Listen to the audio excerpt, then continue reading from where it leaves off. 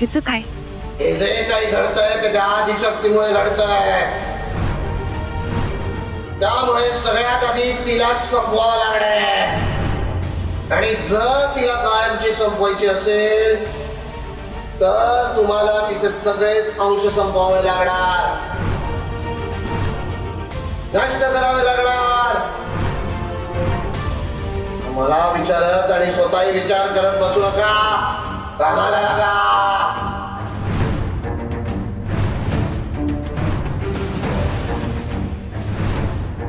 जय बा चेटकोबा.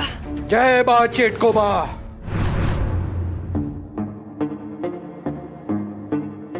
श्रद्धा बोलते ते चुकीचं नाहीये. साधी 7-8 किलोची पिशवी मला उचलणं जड जातं, मग एवढ्या मोठ्या शिवाला मी कसं काय उचललं असेल?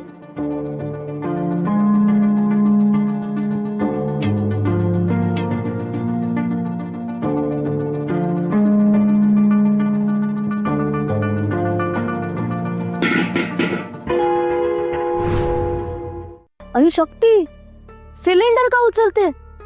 काय झालं? काय हसायला काय झालं अम्मा? हसायला काय झालं म्हणजे? अरे तू वागतेच आहेस तशी वेड्यासारखी. शक्ती, मला माहिती आहे बघ, तू अजून श्रद्धाच्या बोलण्याचा विचार करतेस ना.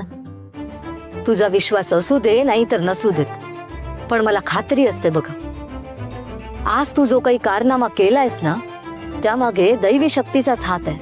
देवीनेच हे सगळं घडवून आणलंय. अम्मा, तू बोलते ना तसं काहीही नाहीये. आणि प्रत्येक गोष्टीत देवीला मध्ये आणायची नाहीये का काही गरज? तू प्रत्येक प्रसंग तिला जोडू नकोस. देवीला मध्ये आणू नकोस असं कसं म्हणतेस? तुझ्या समोर उदाहरण आहे बघ. आता हे 15-20 किलोचं सिलेंडर तुला उचलायला जमत नव्हतं, मग त्या 70 किलोच्या शिवाला उचलायला ताकद कुठून आली म्हणते मी? देवीनेच हे घडवून आणलं ना सगळं. हे बघ शक्ती, मला माहिती आहे तुझा विश्वास नाही बसणार, पण एका गोष्टीचा नीट विचार कर. जेव्हा एखादी गोष्ट आपल्या आवाक्याबाहेर असते ना तेव्हा ती 2च प्रकारे साध्य करता येते बघ. एक म्हणजे आत्मबळावर, स्वबळावर, आणि दुसरं म्हणजे दैवी चमत्कार. अम्मा, आत्मबळ म्हणजे?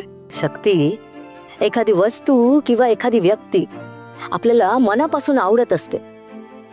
ती वस्तू किंवा व्यक्ती आपल्या आयुष्यात खूप महत्वाची असते बघा, आणि त्या व्यक्ती किंवा वस्तूसाठी आपण काहीही करायला तयार होतो. आता मला सांग, जर दैवी शक्ती नसती तर त्या 70 किलोच्या शिवाला उचलण्याचं बळ तुझ्यात कुठून आलं असतं? हे देवीनेच घडवून आणलं ना. अम्मा, तू म्हणतेस ना तसं काही नाहीये. ही 2 कारणं सोडली ना तर तिसरंही काहीतरी कारण असेल, आणि ते मी शोधून काढेन. तुम्ही कोणी यात पडायची काही गरज नाही. ठीक आहे बाई, शोध तू तुझं तिसरं कारण तुझ्या विज्ञानाच्या चष्म्यातून. तोपर्यंत हे तांदळातले खडे सापडतात का ते बघा. घे.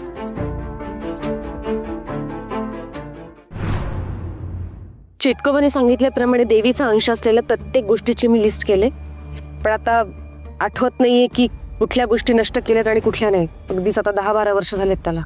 हे बघ, देवीच्या पूजेच्या सामानाची विल्हेवाट तर आपण लावली आहे.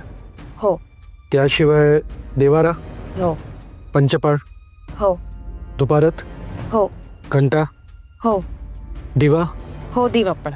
मग काय राहिलंय? काय राहिले?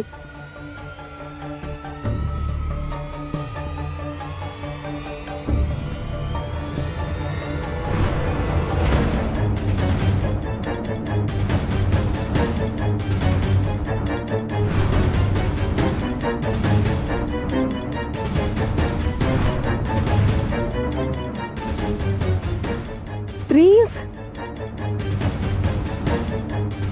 हो, आपण एक मोठी गोष्ट विसरतोय. कोणती? स्वतः आदिशक्तीची मूर्ती. तिचा नायनाट कुठे केलाय आपण? तिला कुठे संपवलंय? ती अजूनही तिथेच आहे, जमिनीखाली गाडलेली. हे कसं लक्षात नाही आलं माझ्या?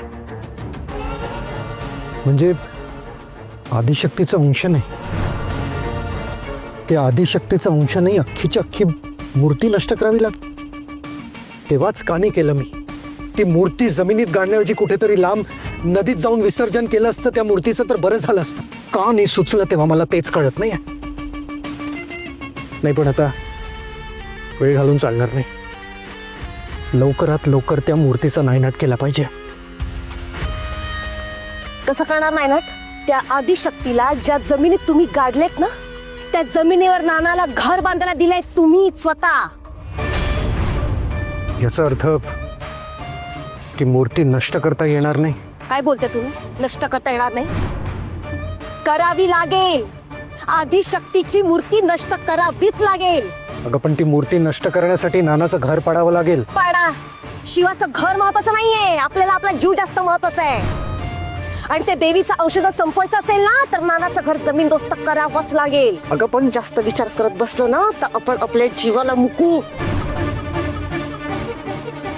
हे बघा, आता एकच लक्ष. नानाचं घर जमीनदोस्त आणि त्या आदिशक्तीच्या मूर्तीचा नायनाट.